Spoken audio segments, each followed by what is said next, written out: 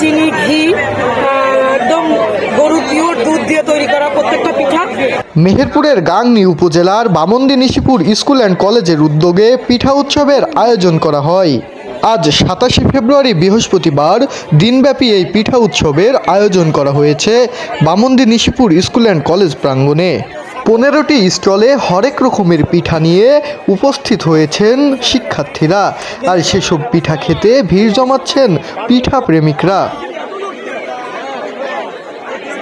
পিঠা নামে এরকম আচ্ছা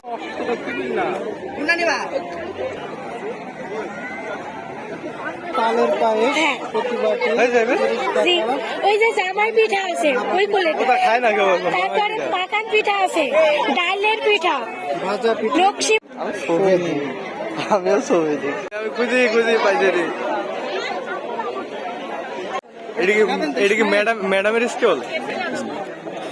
খালি একই স্টাইলে হাসি দিলে হবে না। দাঁত যা আছে তাই এক মুখ চাইবো হাসি ভালো লাগে না, একই রকম সেটা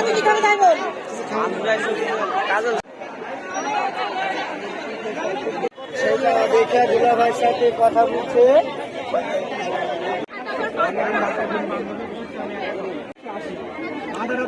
তুমি এটা ধরো।